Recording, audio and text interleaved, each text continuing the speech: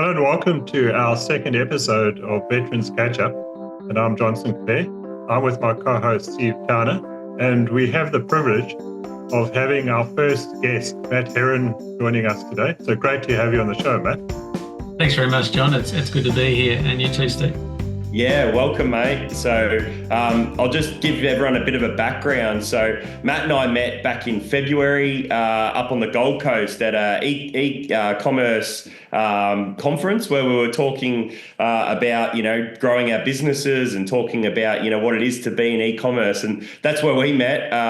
And I think it was actually later that I actually approached you and sort of said, hey, I love what you're doing. Matt was actually invited, John, as a guest speaker who got up on the stage and told us, how well everything was going for him. And it was just great to learn from. But then I said, yeah, we've got to connect. And then found out he was a veteran. So there's a lot of us out there. We're all a bit hidden, in different industries and stuff. That's right.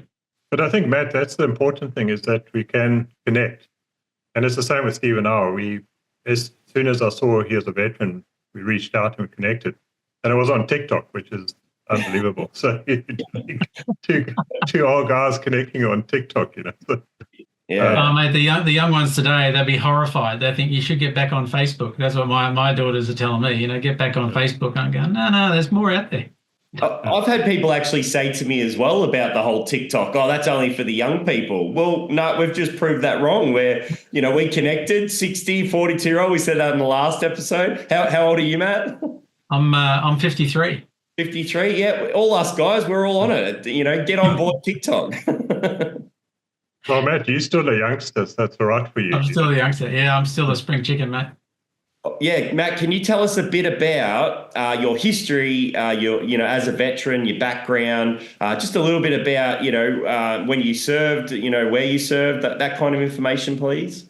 Yeah, no worries. So I completed high school in Coffs Harbour in 1988, and in the January of 1989, I joined up as an apprentice technician in the Australian Air Force for a 3-year apprenticeship. Studying radio technologist apprentice, and at the same time I was at Footscray TAFE in Melbourne doing an associate diploma in electronics. So the program was a 4-year apprenticeship with 3 years studies.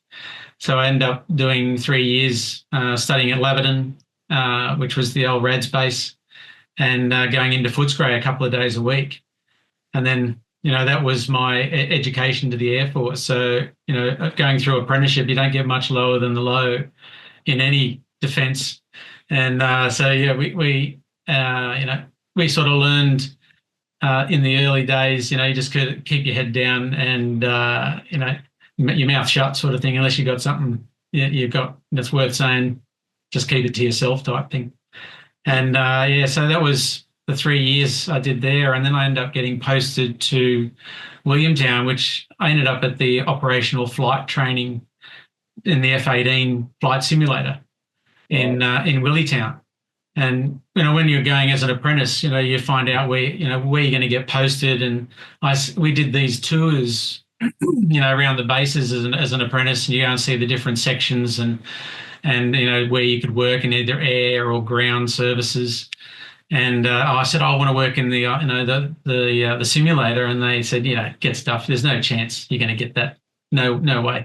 And when it come time to put your name down, I said, I'm going to put down the full flight simulator, the flight simulator, and they get, don't waste it. If you put it down, you're just wasting a posting. And I went, oh fuck, all right, well, I put something else down.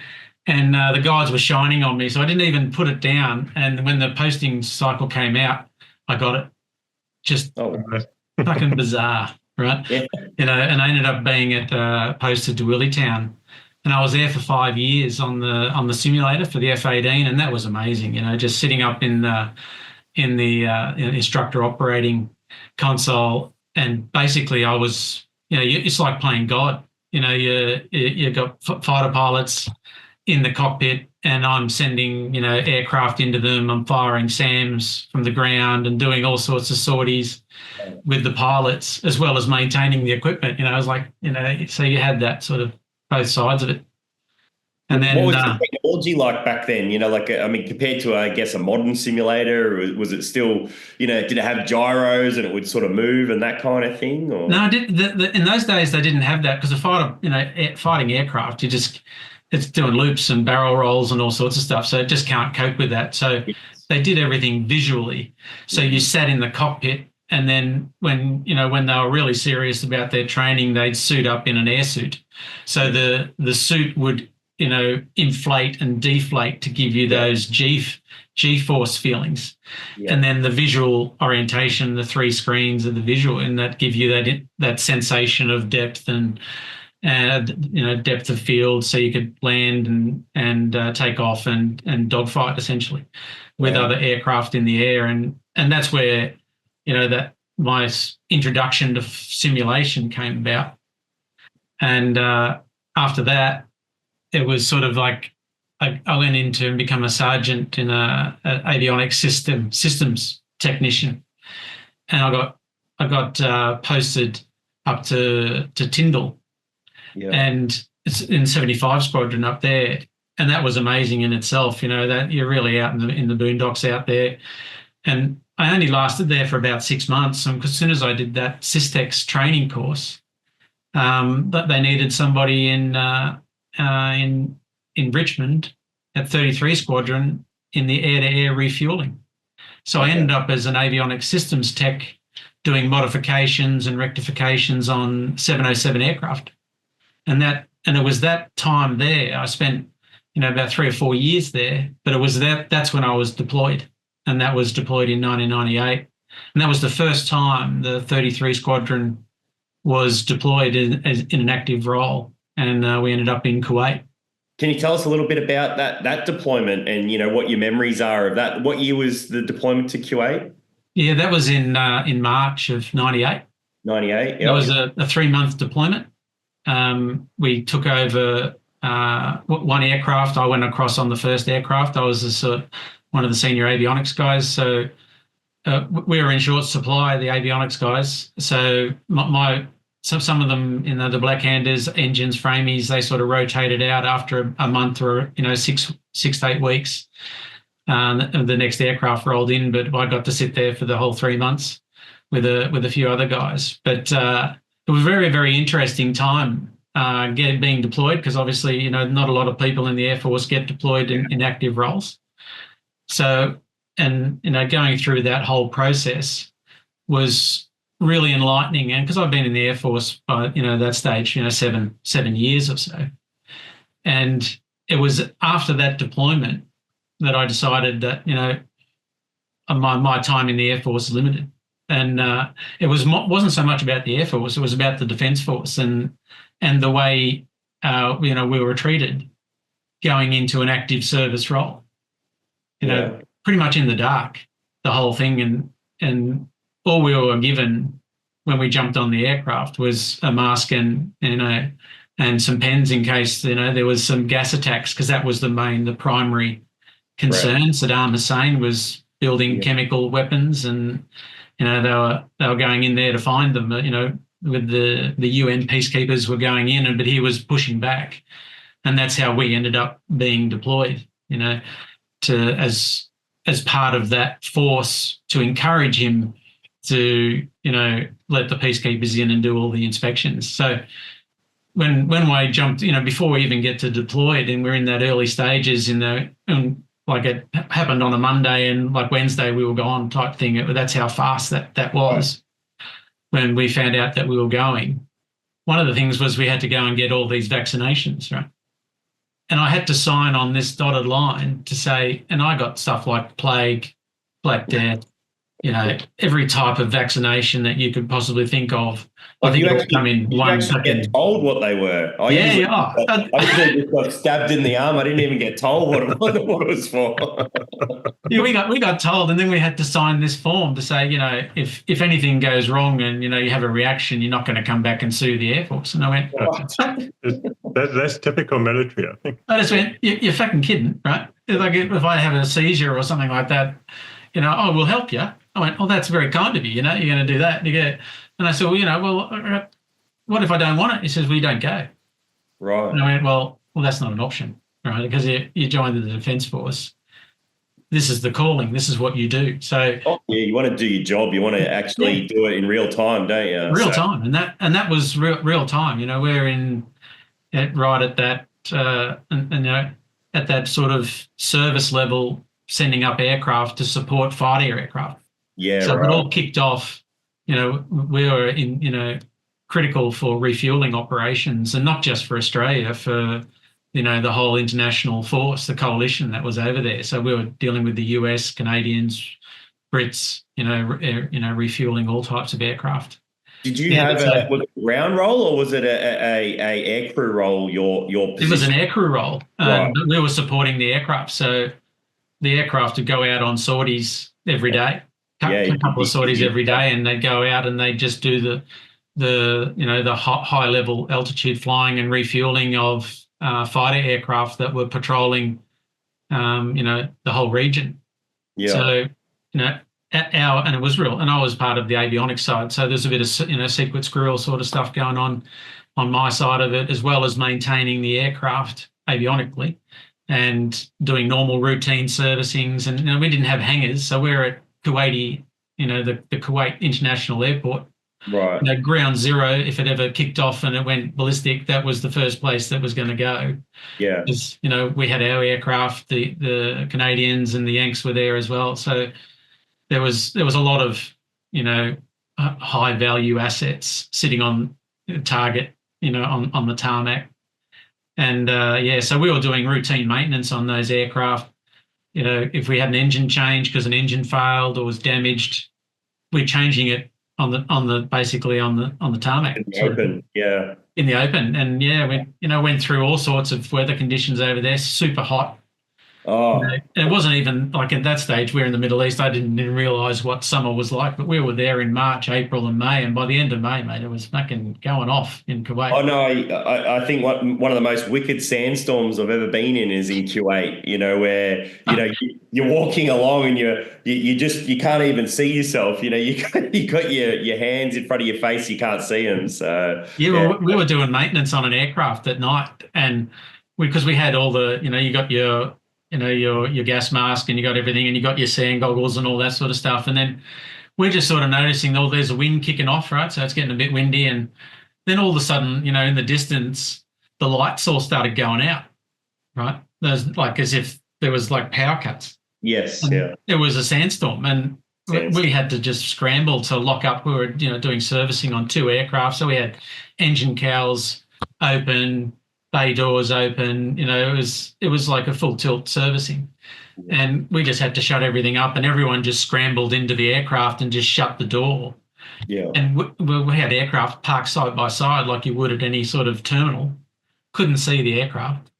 And we're all sitting in the cockpit going, fuck, this is real, and basically, the aircraft, all the engines full of sand, that sort of stuff, but just sort of, we sort of cleaned out as much as possible, then start them up, and it all just blew out, and away you go.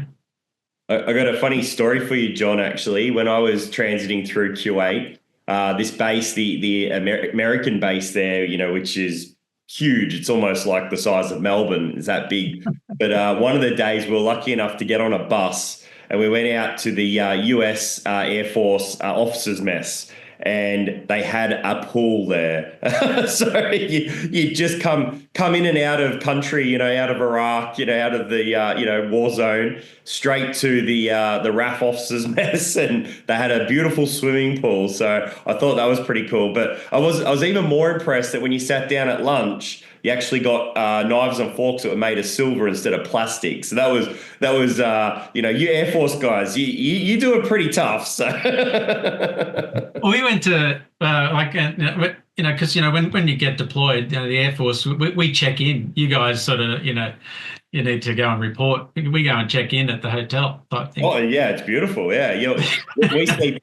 This is the old army, this is that that competitive thing that we always have between the corps. But yeah, we sleep under the stars, and you only sleep, if there's 5 stars. Isn't That's that the thing where they put us. They put us in this was it the Safa Hotel or whatever it is at Kuwait Airport, right? And it's still there. It's still like I think it's a 4-star, 3 or 4-star hotel, right? So, but I tell you what, after 3 months of living there and living in the bunker, I didn't really feel that safe. You're a sitting duck. It's a double-edged sword. That's a comfort, that's for sure. I can't even complain about hard living. You got to listen to John's stories about Angola. No, that was pretty easy. There were no sandstorms. Yeah. No sandstorm. Yeah. Sandstorms and heat. That's what I got out of Kuwait. And then doing, the gas mask training in the heat, and carrying people, dead weights over the sand dunes, that sort of stuff, just to keep you sharp, keep you honest. Matt, in terms of your day, how long were you flying? So you said you were in support aircraft. So I was on the ground. Can you describe a day? What was a day for us? Yeah, it was basically we were on 24-hour operations effectively, and whenever the coalition aircraft were flying, our guys were up there if they were needed to do that, the air-to-air refueling. So I think we ran, from memory, I think it was 80 more than 80 missions up there, and with 100%. So we had a full of 100% show rate on site. So even when we had aircraft fail, we're doing engine changes within hours, something that would take 24 hours. We were punching them out within 6 to 8 hours. It was all hands on deck sort of thing to do them and to get the aircraft back up and running. So it was a pretty good effort by the team that went over there, and the air crews as well. And then you came back from Kuwait, and what was your journey after that in defence, or as you transitioned to your civilian life? Yeah, so I went. Part of the thing around 707s was back in the early 80s. There was a 707 aircraft that crashed off ESAL, and from that, there was basically a determination that the Air Force didn't have a proper training to be able to train their air crew, with engine failures and that sort of stuff. They had a pretty old simulator that was based in Qantas, and they ended up commissioning a full flight simulator for 707. So by the time when that arrived, in around, I think that was in 1999, I think it was, that arrived at Richmond. And because I'd had previous simulator experience and was working on the 707 aircraft and in avionics, I was sort of in the box seat to go and step straight into that role. So I actually went into reserves, the Air Force reserves, and walked across the road from the hangar into another building. And now I was helping to install and maintain the 707 full flight simulator. So the same air crews that we were working with in Kuwait and that we were, sending off from exercises around Australia were coming in, and now we were, putting them through their paces in an actual full flight simulator, which was pretty cool. So that's that sort of thing. So, and I was doing that.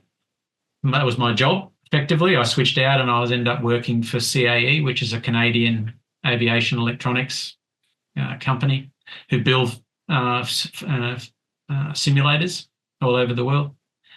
And so I'd work there either a day shift or a night shift, and then on the opposite cycle, I'd go and do reserve work, and I'd be doing independent inspections on engines after they were being changed. So, you have to do the avionics, and you need an independent inspector, and I had my rating, and they were short of guys. So I'd be coming back as a reservist and going and doing that on my when I wasn't working one job, I was working the other. And then how long were you doing that for, Matt? I did that for about 18 months, all up.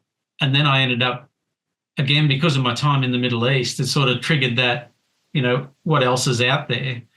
And I got in contact with a colleague through Qantas, and who was working with me in Richmond at the 707 simulator. And the guy said, "Oh, they're looking for, flight simulator engineers for Emirates Airline, right. In Dubai."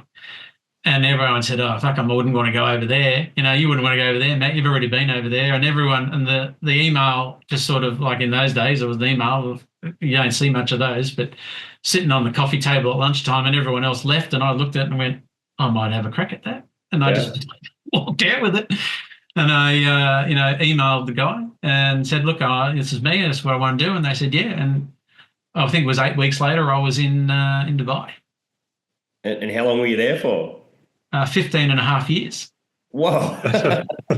Yeah, so I walked over there, and I think they brought in their third simulator at that stage. Right. And, when I left 15 and a half years later, we had three buildings full, running around, I think it was around 12 simulators or something like that. And it might even be more. I've lost count, and was on, countless installations, maintaining, and, between 7.0s, Hercs, Bell helicopters, G4s, G5s, 737s, A380s, 330s, 340s, all those different commercial aircraft was, that's where I spent my time. I was basically a really well-employed computer game specialist.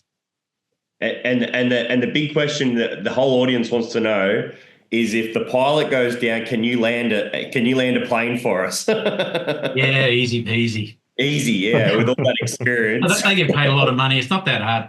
No, not that hard. There's just a few buttons you press, isn't there? So it is, yeah. But hats off to the pilots as well, because they get put through their paces and engine failures, avionics failures, all sorts of failures, and they've got to try and bring it in. And that's like some of the pilots just absolutely hate the flight simulators. It's like the worst time. And if they do it badly or they don't perform, they risk their job, sort of thing. So the machines are first class. Hour for hour as flying the real aircraft. So we're now, you're going to have to tell me, what year are we in now when you're back from doing that in Dubai for 15 years? Where are we at now? Yeah, well, I come back when I was 45. Yeah. So, around about 2015, July 2015. Yeah. And I'd actually retired. So I'd come back after all that time, and I saved my pennies, and we bought a house in Coffs Harbour, because I grew up in Coffs, and bought a house many years earlier. And that was, I went across single and came back married with 2 kids. Yeah. So, it was, we moved into the house, and I filled my life with projects for about, 6 to 8 months, and basically got bored shitless. And, it was sort of one of those transitional things. Everyone says, "Oh, look, I want to go and retire early," right? Well, I got to do that. And even though you can financially do it, mentally, it's a whole different ballgame, because I'm in a pretty retirement orientated coastal town in those days. It's getting, a bit more savvy these days. But, if you either surfed or kite surfed, played golf or lawn bowls, right? That was the activity level, and I surfed and I kite surf, right? So I was doing heaps of that, and that's all fantastic. But when you're the only person there, because everyone else is working, so it gets pretty lonely, and you're just sort of hanging around, and then some guys who get days off because the wind's blowing, and go, "Oh yeah, I'll meet you down there," sort of thing. But, so after about 8 months, I was just sort of starting to kick the tires and go, "Look, I need a job. I need to do something. I'm going to go fucking nuts." So, and I ended up, during my time in the Middle East, I become a shareholder in a company over there, in helping setting up the Dubai office for an Australian taxation and mortgage company called SMATS. So I was a shareholder, and I on one of my jobs while I was over in the Middle East was, and on my days off, I was going and helping this company set up and get their office and infrastructure going.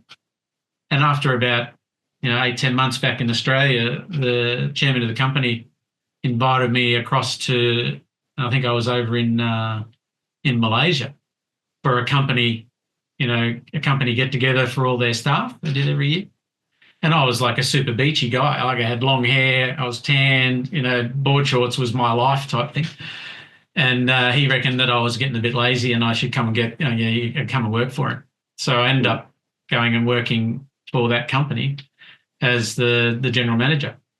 Because I had, had done quite successfully financially, investing, and I'd been an expat for 15 years, and the company was really specialist around Australian expats and foreign investors. So I sort of knew all the answers to the questions that clients were asking because I was asking them all the time type thing. So I ended up doing that role for about 5 years. And that's what you're still doing now? Are you still in a... Yeah, I was in that role right up until COVID. Right. And when we come back to Australia, I spent 3 years here, and I was working with Spats, and my wife was doing some teaching work here, just sort of filling in some time, that sort of thing. And we ended up, she was getting pretty bored here, so she got a job in China as a teacher. So I went, well, I can work anywhere, let's go. So we ended up in Beijing. Right. After about 3 years back in Australia after the Middle East. And it's very typical of expats. You come back after 15 and a half years. You're around about 2-3 years, you either know you're staying or you're gone again. Because especially if you're in a sleepy town like Coffs Harbour, there's not much to do. And after all the excitement and travel and all that sort of stuff of being overseas, that was still in my wife's blood. She wanted to go out there and go and live that again. So off we hopped to Beijing. And we were over there for about 18 months before COVID kicked in. Yeah. And just by chance, I just happened to be in Australia in the January, just before Chinese New Year on a business trip, and everything started to shut down. And then my wife and kids were in Cambodia for Chinese New Year, and their flights were cancelled back to Beijing. So they were stranded in Cambodia. We were here, and the world was going to hell in a handbasket sort of thing. So we evacuated my wife and kids out of there back to the Goldie, and basically lived in my parents' basement apartment, 1-bedroom apartment, for the rest of the year. So, for almost 12 months, figuring out what the hell we're going to do. And, we were homeschooling kids, and the kids were still in school at that stage. So our kids were coming out of Beijing and doing remote schooling for Beijing in Coffs Harbour, and then attending the school in Coffs Harbour, because after about 3 or 4 months everyone's driving each other nuts. We were living in a 1-bedroom apartment. I'm working, my wife's working remote, I'm working remote, and the kids are doing homeschooling in a 1-bedroom apartment. That's not good. Yeah. And we're all sharing the one room. So, we've got a double bed and 2 bunk beds. We're all in that. And that was life for about the year until it all, my wife couldn't get back, and we ended up packing up all of our stuff, our apartment, over the phone, with the guys on the other end just walking around with the phone going, yep, that's ours, that's the landlord's, that's ours, that's the landlord. And we had some cash and some watches and some of my wife's jewelry, and they went, yep, that's it. And they filmed it, and they went, this is the box number it's going in. And we went, yeah, no worries. We had no expectation that this was going to arrive. Everything arrived perfect. Like, it was amazing. Probably, 10-star effort on that for honesty and, transparency. And that was sort of like, and then we ended up back in our home in Coffs and been here ever since. And I know a little bit about your story of how you got into creating Victory Serums. Just to tell the audience, from our conversation when I first met you, you actually were on a pathway as a way of trying to connect with your daughter, and you got into e-commerce and you were designing silk pajamas. Yeah, silk pajamas. Silk pajamas. And so we've gone there. We were ready to go. We're sort of like ready to push the button. Yeah. And my daughter wasn't as enthusiastic after about 3 months as she was in the first couple of months. And I went, and she decided to go and get a job at McDonald's. And I went, okay, all right. So you're working at McDonald's now, and I'm going to run an e-commerce business on silk pajamas. And I'm thinking, I don't think so. That's not something I can sort of hang my hat on for the next 3 or 5 years on silk pajamas sort of thing. As well as working as a tax planner at the same time. And I went, nah. And then I ended up doing the Victory Serums because I have actually suffered from really severe dandruff, and have done for more than 45 from the age of 9 effectively. So from really young age, I was using heavy anti-dandruff shampoos and chemicals, and just trying to contain it for all that time. And so we just went, well, I'm not going to do silk pajamas. What else can you do? And I'm like, this is what I know. This is a real problem for me. I think, well, what if I just went and try and figured out if we can get a better solution to that? Because the anti-dandruff shampoos were not cutting it. Yeah, and tell us. I mean, like just quickly surmise, what dandruff is, because I mean, it's not a dirty word. It's not a horrible thing. It's something that I don't. Tell us the percentages of how many people suffer with it. So. Yeah, well, it's pretty much 50% of the adult population have dandruff. Yeah. In the world. Yeah. Right, so it's absolutely massive. And the issue with it is that some people get it that's with them all the time. So they've got to take, anti-dandruff shampoos a couple of times a week or even daily, like I had to do it. Mm-hmm. And other people would only get it seasonally, right? And it's the Malassezia yeast is a yeast, the fungus that comes up and it feeds on sebum, which comes out of your hair follicles. And depending on how active this sebum is released in the Malassezia yeast, generally, you'll shed skin over between 21 and 28 days. If you've got dandruff, you'll shed 28 days or 21 days worth in about a week. Right. And that's what dandruff is. It's that shedding, and it can either be really oily or it can be really dry, depending on the individual. So everyone has a slightly different impact on how it impacts their life. Yeah. But what it does is it just, for some people who've got it really severe, it forces you to use heavy chemicals multiple times a week and daily, and to try and contain it. And I was just, after 45 years, I just thought, this is a shit way to go. We've got people on the moon, we've got AI. Surely we could come up with a better solution than this. And that's where I just went down the rabbit hole on this and started to speak with functional health specialists and compounding pharmacists here in Australia.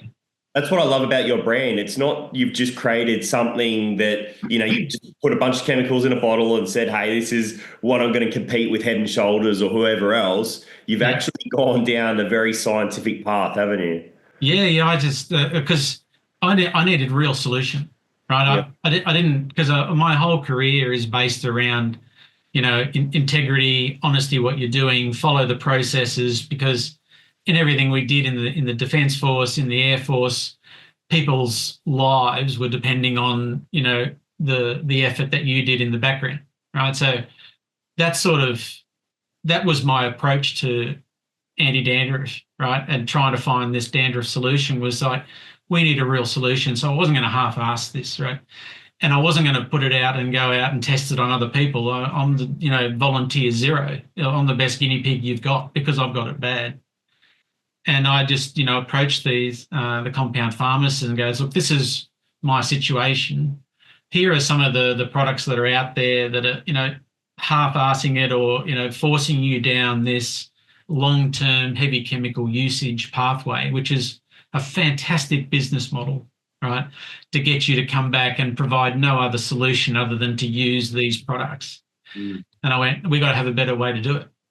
And I just went through few different companies that were offered those sort of services, and I landed on one company that really resonated with me, and it was all about microbiome friendly. So about working with your scalp and not against it. So trying to get your scalp as healthy as it can possibly be on its own, and then using the minimal amount of product so that Malassezia yeast can't take hold and you can have a real balanced scalp. And I tested it because I went, okay, let's get with a couple of formulations and test it. And I went, well, I'm not going to test it on average Joe, right? I decided I'm going to stop using anti-dandruff shampoos for a long time, and that amount of time ended up being 55 days, right? And if you've got severe dandruff, 55 days is a shit ton of time because it's awful, and it goes through the different stages of really, really dry, really cracking, itchy, you're shedding like a bastard, and then it gets super oily. And then it just turns into an oily, gooey mess, and then bits of clumps are falling off your head, right? Yeah. And that's where I was at, and I went, okay, now send me the prototypes you got, and let's just see how this works. And like within the next day, I was seeing instantaneous, almost within 24 hours, turnaround, and within 3 days, I knew we had the right formulations, right? And that was because I'm using specialist pharmacists that I gave them the key ingredients that I wanted from my own research. I went, this is, from the research I'm doing, these are the actives that I want. And we went backwards and forwards, and they were saying, well, okay, if you want these actives, we need to incorporate different chemicals to balance them all out. And I went, okay, well, you're the scientist, right? You guide me, but understand that this is not going to be an off-the-shelf product. This is going to be bespoke, right? Because we need real solutions long-term.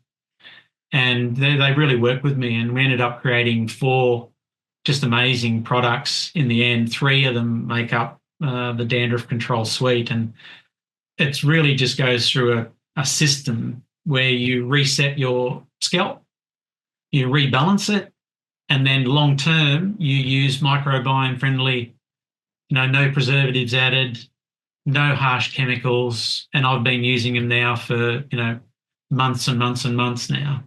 And I haven't touched an anti-dandruff shampoo that I was using for 45 years in almost over a year. But the big kicker when I was dealing with this company was their attitude to the whole the gut, skin, brain axis, which is the gut impacts the skin, the brain impacts the gut sort of thing. So that linkage was something that I'd never understood before.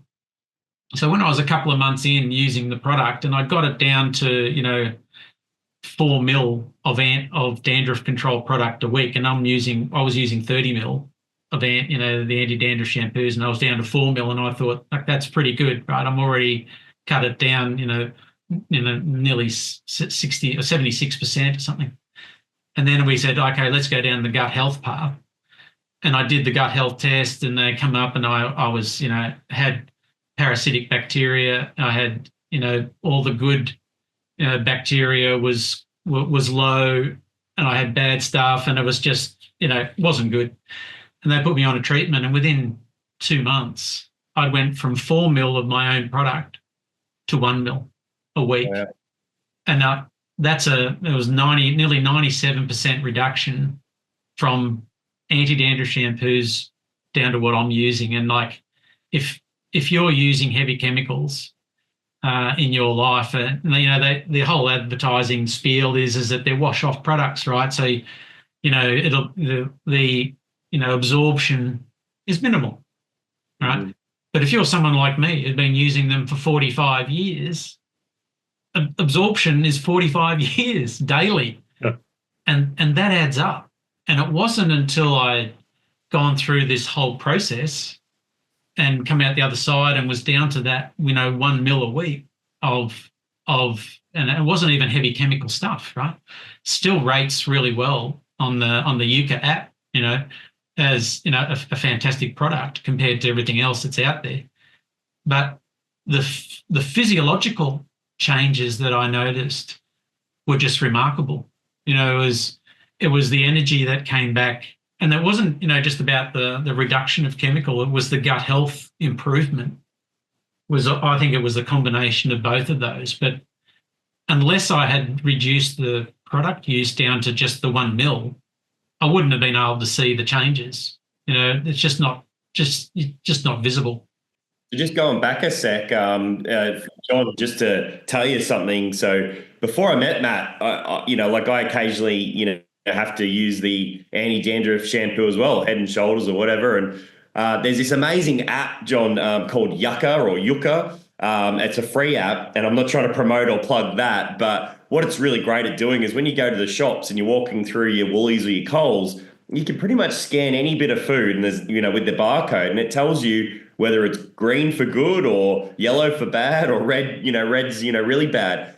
The cool thing is it also does, like beauty products like shampoos. So before I met Matt, I had this to tell him when I met him, and he didn't realize, but I'd scanned a bunch of these shampoos. Nearly all of them were red. I couldn't find a shampoo that wasn't in the red. The cool thing now is I've actually told Matt about it. He's uploaded, because you can upload all your ingredients, and he showed me the other day. I think they're all green, aren't they? But they're all yeah. So the ones that you're the ones that you're going to be using, for long term, are all excellent. So you got compared to what 45 years of, like, when they're talking about ratings on those rating systems, it's up to 100. The anti-dandruff shampoos that are targeted to men in particular, all rated 0. Yeah. Like, that's frightening. Fucking awful products, right? Unbelievable. And that's the thing, right? And that they're targeting the men. They've got the fragrance, the Old Spice, the menthols, or that sort of stuff, and they're sort of going for that market.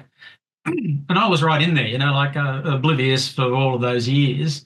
I think we all are. Yeah, we just went, I'm going to go, I'll just have that. That smells good, goes on. Does it work? Not really, but there's nothing else, sort of thing. But now it's sort of, and that was when I was, I put a blog out the other day is, what happens when I quit. And the changes for me was on a men's health level, right? You don't think about it, and it's not something everyone's going to talk about. But one of the things that I noticed that when I'd come off the chemicals and I got my gut health right and my scalp was healthy and my gut was healthy, was that the semen production that men have, it doubled for me. Wow. Yeah. After 6 months. Now, I was thinking I was fairly normal, right? But after 45 years of use, when I come off these chemicals and I get my gut health right, you have a doubling effect and more energy. I went, what the fuck is in these chemicals? Yeah. But it's a great point for all the the listeners listening into this. It's something to check. I mean, you offer a gut health screening and obviously your products. So can you give us your sort of elevator pitch about what you could offer from Victory Serums? Yeah, well, we're going down that path of full solution, right? We're not half-assing this. So when someone comes along and they've got dandruff issues, the first thing we do is go, okay, go and get your scalp right. And depending on, how they respond to that, it's about, did that solve your solution? Did that provide the solution and the long-term microbiome-friendly, shampoos instead of using the heavy ones? If they're good, then fantastic. But if they've got, real severe dandruff, and they're still using a little bit of more than my product than I'm using, right? I'm pretty bad and I'm using 1 mil. So if someone comes through and they're using more than me, then I say, go down the gut health path. And we offer that as a referral service. Like, I'm not a pharmacist or a functional health specialist by any stretch of the imagination, but what I did with Victory Serums is I teamed up with fantastic partners, right, that take the client. In Victory Serums, I like to refer to our customers as clients, right, because we're there to support them through their whole journey and guide them, not just sell a product, right? Because there's no point selling you a product and then, it doesn't work for you, or you go back to old routines and, the whole exercise is blown, sort of thing. So we want you to have that success long term. So having that, referral process in place, and it's seamless. You just jump on our website, book a gut health test that goes through to the team. They send you the test. It includes a consultation. So you do the test, you get a consult, and then on the back of that, whatever is identified in your gut, then they set up a treatment plan if it's necessary. If it's not, no problems, right? But if it's necessary, and again, this is pharmacist led. It's not, it is under commercial operation led. It's pharmacist directed. They'll provide you targeted approach on your exact results. So it's not a blanket, here you go, take this, your gut will be fine in 3 days or 30 days, maybe or maybe not. They're going to provide you a treatment plan that's going to be very bespoke and, give you the most optimal treatment plan to get your gut healthy. And that's what I experienced from that, from using 4 ml a week of my product down to 1.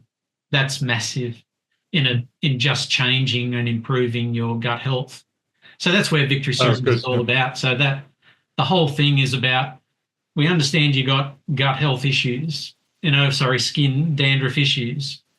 But I know in the back of my mind is that we're going to start there. Hopefully that my products are going to help you. But if they don't, we've got the next step, sort of thing.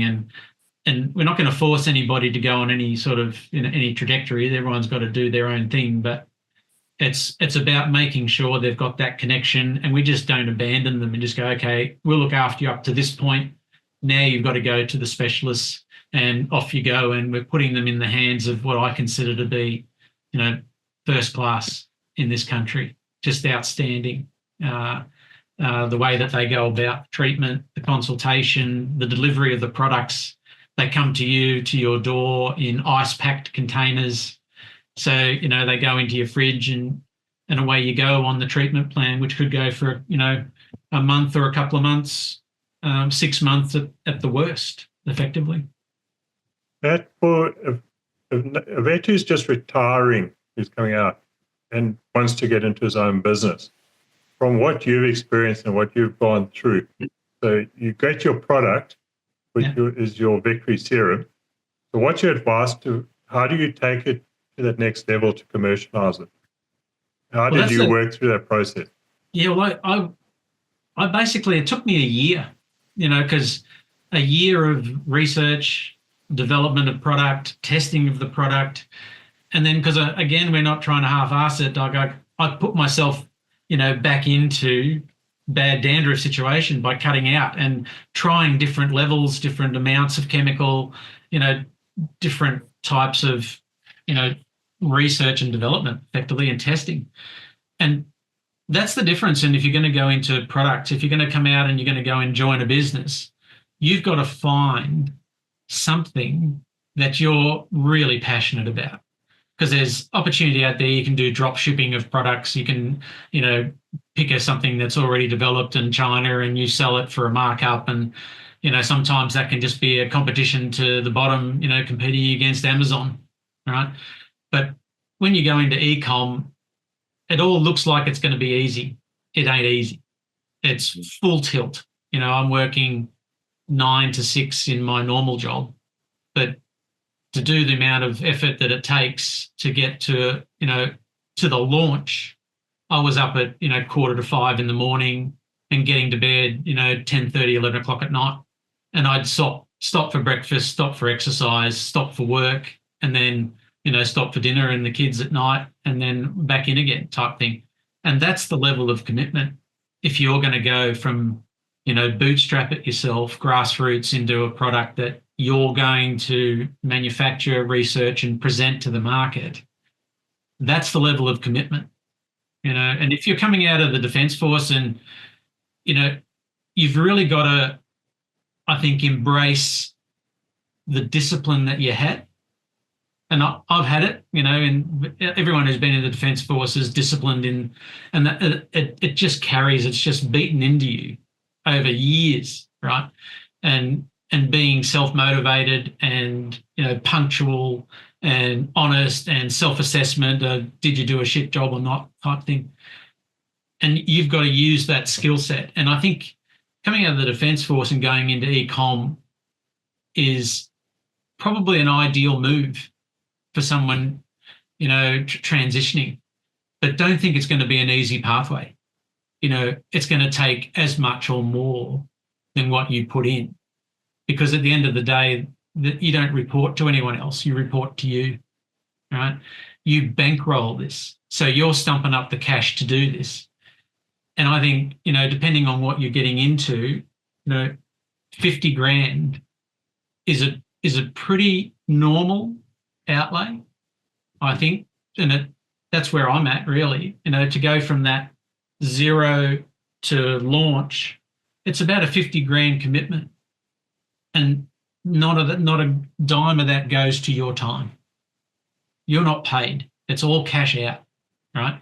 It's all going out for product, testing, training, education, setting up companies, accounting. All of those expenses come along for the ride.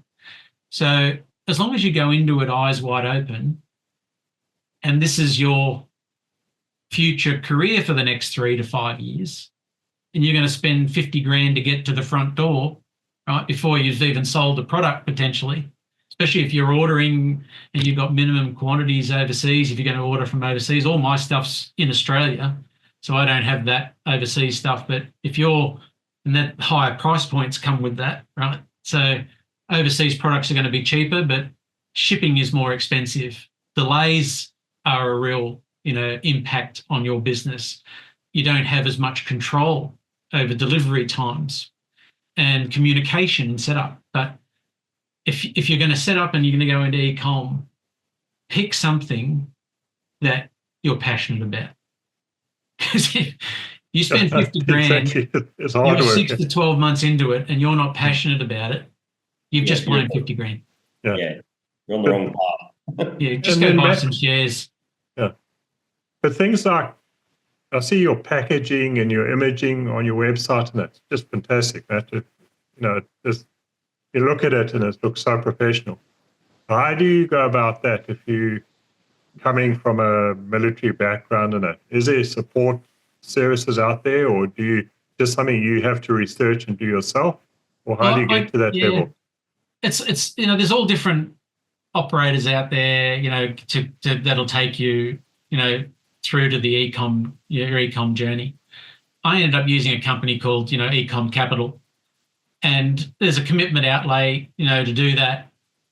And that really helped me launch. It got me to that, I would say it got me to 50% of my first year, right, in that research and development. So my website was being built. I had guidance on trying to find product, and that, that included the silk pajamas element, right? So and that's the thing about when you're going into e-com. And I mentioned this when we set up at that conference there, Steve, a few months ago. If you're going down the path and you've picked a product and you think it's good, and then, you get that sort of niggle in the back of your mind, you're going, I'm not sure I can do this for the next 3 or 4 years. You've got to dump and run now, right? Because if you can't commit long term, you're just going to burn money, you're going to lose energy, and it's going to be a fizzer, right? Yeah. But so back to your question there, John, it was really important, I think, to have the support to get started. And whether it's, company we used or any other company, do your research, find out, how people are, reviewing the company and their experience.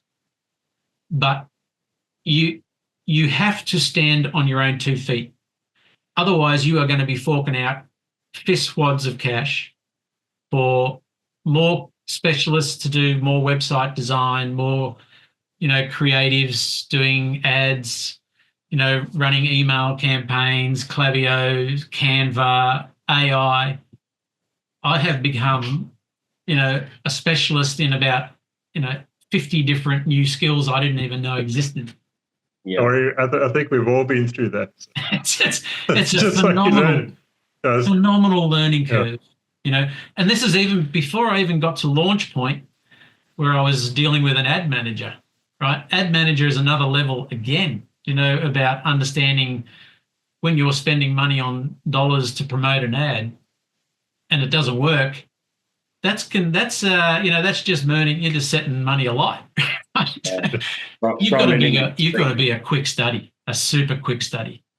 Because John sells beanies and bespoke beanies and socks through his e-commerce brand, Scott and Parker. How long has it taken you, John? Because I'm interested to know, Matt and I have been on this journey, over the last 6 months, 12 months. How long was it for you to launch yours, just so that we can share that with the audience? Well, I think I've just been going about 8 months. Well, 8 months, yeah. Yeah. So we're all sort of in the same, startup phase, aren't we, really? So, but I've done it probably a bit differently. So I haven't paid for all that support. So I've just gone at it myself and said, well, I need to do this and I need to learn how to do it, and I just do it. And I think Matt and I have a lot of discussion around this. I think it's from the military, because if you got your back to the wall, you can't just stand there and worry about your next move is going to be right or wrong. You have to do something, so you do it. And that energy and that momentum sort of gets you going. And sometimes it might not be 100% right, but the fact that you're going forward will lead to the next thing. That's what I'm a strong believer. Lessons, really, aren't you, John? Yeah. You learn and you just build, and you. It's an absolute learning from your mistakes. Yeah, is one of the biggest takeaways that you're going to get out of e-com. Because you're going to make a shit ton of mistakes. And we've made lots of mistakes already, and it's cost us money. But you have to, as you say, be on top of the figures and be looking all the time and know when to pull the plug on that. Say, well, try that, not working, let's try the next thing. And these guys will come sell you the world. Because you speak to them and, we're going to do this and we're going to do that, but they never deliver. And you're the guy forking the money. So I think it's getting to grips with that and saying, is that working? Is it not working? When do I pull the plug? Or when? And a lot of the stuff, you actually have to really understand the detail yourself. So it's like setting up a website. And so I've set up my whole website myself. I've done everything myself. And then I went out and got an agency to do some stuff. And they actually caused a lot of problems. I had to then go back and undo all what they did and restructure it again myself. And that, as you said, Matt, is you have to stand on your own feet and take responsibility and do it yourself. You can't think that just because you're paying this expert that he's going to know what he's doing. Some of these companies, what they do is invested up until the fee runs out. Yeah. Well, and all they're doing is they're charging you and then outsourcing it to Philippines or India or somewhere else, and trying to do as little as possible for the maximum fee they can charge you. Yeah. And which is good business for them. It's a good business model. But as a little entrepreneur where you've got limited budget, you have to be on top of that and be aware of that and understand that just because they profess to be an expert, they're not always the expert. I think that's also one of the reasons why we're doing this podcast, is because we want veterans out there to know that there is a community of us that are all in the same boat. We have the same values, the same work ethic, and we are all doing, there's a lot of us doing these e-commerce or other small business sort of things, that we're a community that we should band together and obviously provide each other support. So that's one of the great things I've found, is networking with the different people, because it's funny, in e-commerce itself, it's actually quite a lonely sort of little existence, because you're beavering away all the time. You're trying to get all these things done. And the fact is that you sometimes lose touch with, the everything else that's going on, and you feel lonely. So I love the fact that I've met you, John. I've met you, Matt. We want to meet more people through this podcast, through this community, build some kind of, support network for each other, because we're out here to help each other as well. We're out here to be, in each other's lives, to support each other, and, also celebrate some of our successes. Like, I'm so proud of everything you've done, Matt, taking Victory Serums, in this short, space of time, and you're killing it, like, I believe in your product. I love what you're doing. I spoke to you yesterday on the phone. I'm signing up. I want to get involved. I want to do a gut health check, so I think what you're doing is fantastic. So, and, this forum, John's forum of, the historic military interviews, taking us three together now, that's now three people that are going to be able to join together and, get some stuff done. It's fantastic. Well, that's the important thing about, the Defence Force, is that you have that mateship over the years that you serve.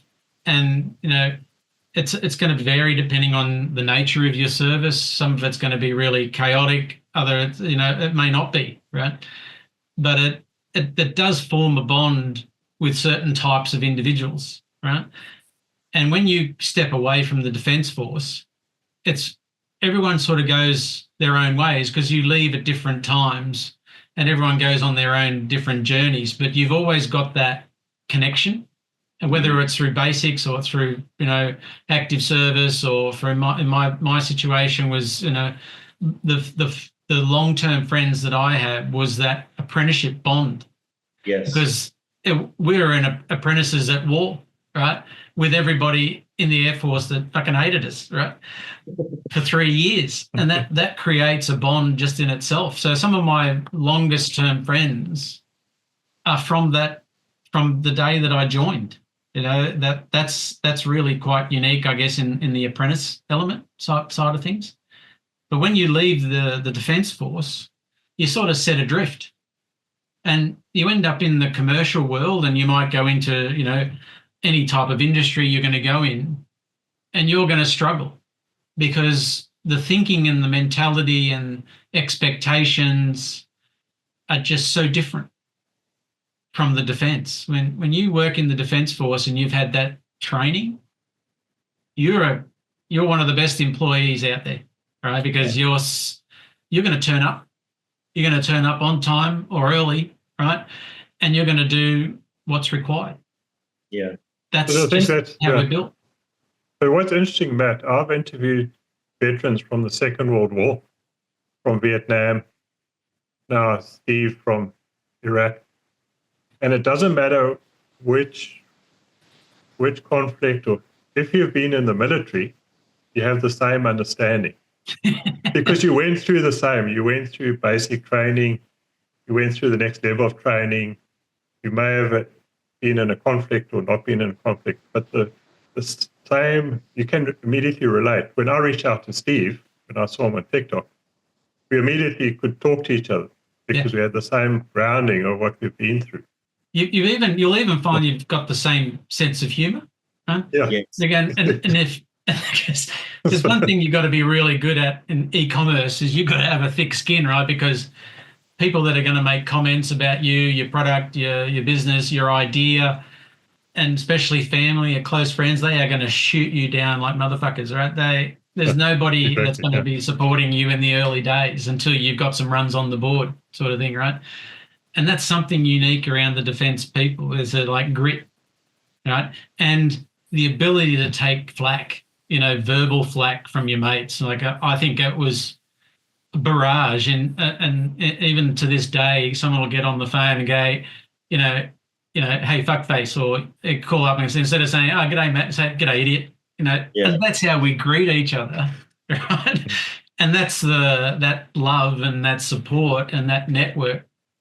And you try and explain that to someone working in an office in a desk next to you, and if you said that, you'd be in front of HR and gone by lunchtime, Yeah, Is there any advice that you could give to other veterans? One about, listening to what we're doing and I guess this experience. So first point is, tell us about this experience, so that we can try and invite other, future, business owners and vets in here. But also, any advice just for them that are out there listening? Yeah, I think the takeaway is that you've got to find, because when you leave the Defence Force, you can, like I said before, you can be set adrift, right? So find what you're going to do next and sort of commit to it. And if e-com is going to be your gig and that's what you want to do, commit to it, and have that long-term commitment, like 3 years minimum. And, spend the time finding the right product, the right service, whatever it is you're going to do. And the longer you can spend in those early days and really sort of narrow down exactly, what it is you're going to do or sell or provide, that's going to be worth gold. And you'll be able to, you're going to get more energy out of it. You're going to be able to go longer and work harder than anyone else. Sorry, John. I had a failure with the camera. I was wondering what was happening. Some of this is just going on Spotify, so they can't see that.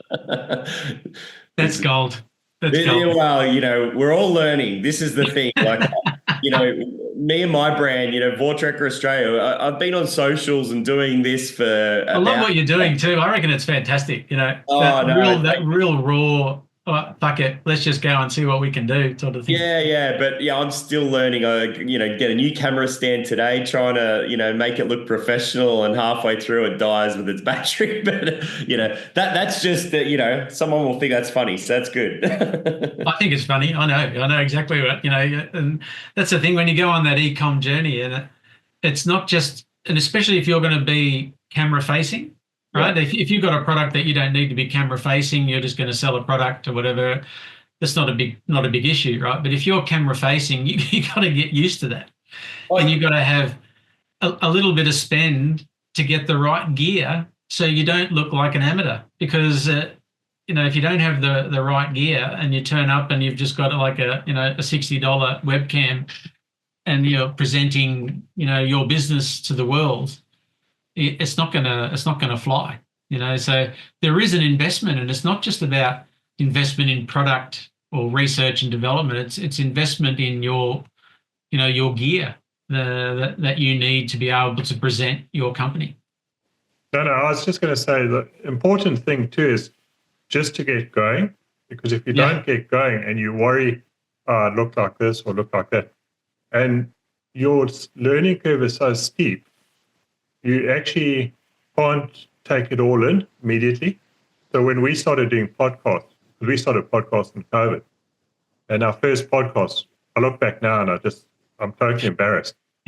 But at the time, I thought they were quite good. And then I got some comments back. Some people said, this is maybe that good.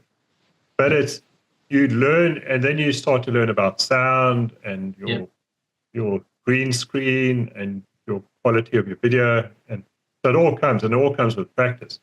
I think that's an important thing, is don't wait to be perfect, just go, because you're never going to be able to learn it all in one go. That's a pretty good point. The learning curve is steep. It really is steep, and like you got to get to the point where you're comfortable with the product and you can talk about it and you can at least sell something that people are going to like, right? That's the bare minimum. But, having a website or a shop front or word of mouth or whatever way you're going to do it, just get out there and do it and then refine as you go. But the thing is just having that. And even the first product, the first prototype, I know you've probably gone through that yourself, Steve, but my first couple of batches in the serums and the shampoos, I was a bit critical. I went, no, I didn't like that. I want that. And, that they listen and you evolve, right? Yeah. And you get better. And, tell us about, Steve, you had this, you've gone through prototypes with your bag. Yeah.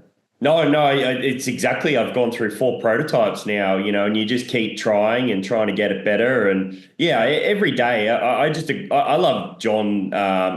Meeting John and having him in my ear. We're actually talking, fairly regularly, and it's just it's another person in the trenches with me, and his advice, that advice he just gave, which is just have a crack. Don't worry about it being perfect. Just try, and it's pushed me, and I'm loving that. I just love the encouragement in the community. I mean, would you recommend other veterans that are thinking about, what they're doing, recommend them to come on our show?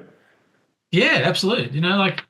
You've got to support each other. I mean, it's a brotherhood, it's a sisterhood in the Defence Force, right? So, and the thing is that, when push comes to shove, the people that you serve within the defence were going to be there no matter what, right? Yeah. And that's, I think, building that sort of community, and I think that's what's really special about what you're doing here with, John and yourself, and inviting me on. I'm really privileged and thankful to have the opportunity, to come up and be in the same room. First guest. First guest, yeah, exactly. I was, Johnny on the spot.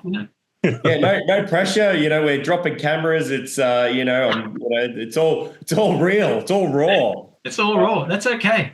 And it's and the thing is that if we can support each other, and we can promote each other's businesses and be honest, right? Because there's critical honesty, right?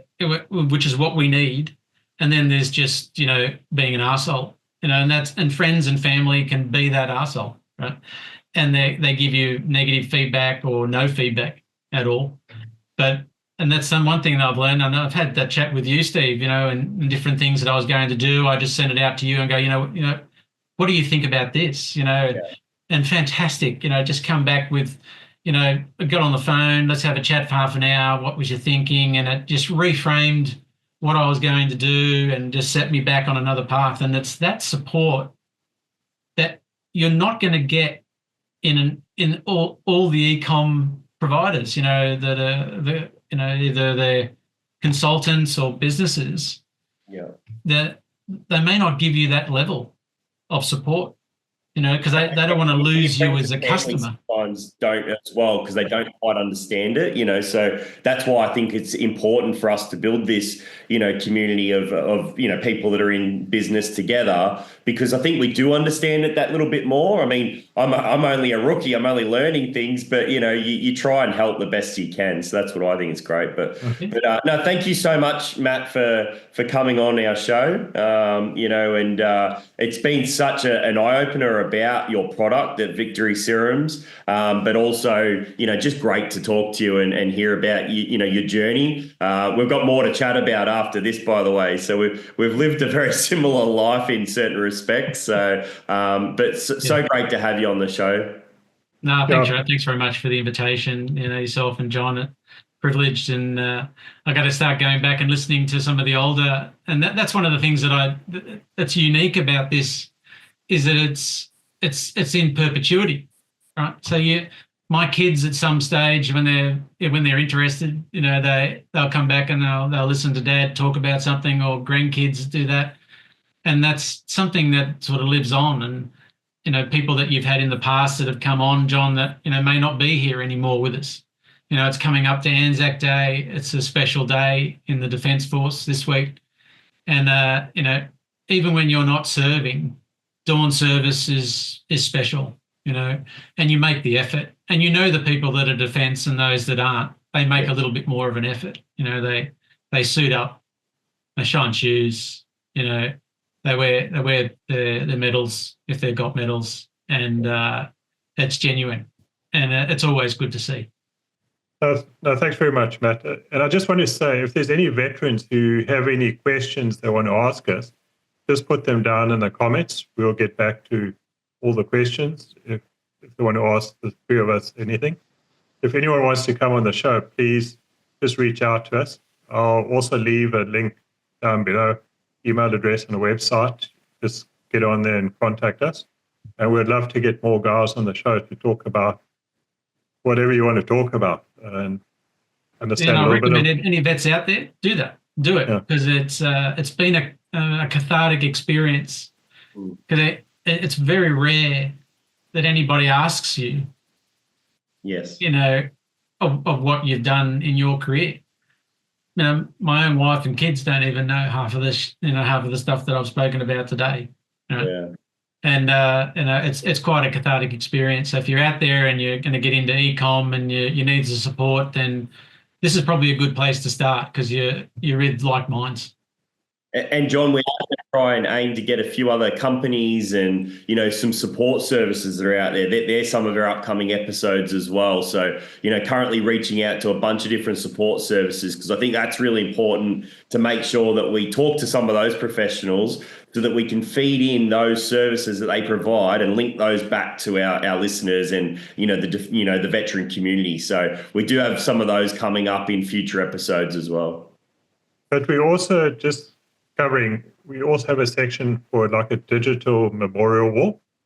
So for any veteran or family member or a mate wants to tell a story about a mate of his who's maybe passed, we record the whole story, and that's properly edited and properly recorded and remembered. So we do have that avenue too. So this, that's awesome. We put out talking about business and support services for veterans. We have the digital memorial wall where that's curated a little bit, better edited and put together. And that's for family and members and service members to record their history. And the important thing is it's not what you did. A lot of guys come back and say, oh, but I wasn't in combat or I didn't do this. For every combat soldier, there's 7 or 8 support soldiers. So whether you're in camp combat or not, whether you're ordnance unit, engineering unit, or whatever, we're happy to tell your story, whatever that story is. So don't worry about it. Just come and speak to us. We'd love to. Just come and chat to us. Yeah, exactly. Yeah. Thank you so much, Matt. And thank you, John. Yeah, thanks, Steve. Thanks, Matt. Cheers, guys. Have a good night. They shall not grow old as we that are left grow old. Age shall not weary them, nor the years condemn. At the going down of the sun and in the morning, we will remember them.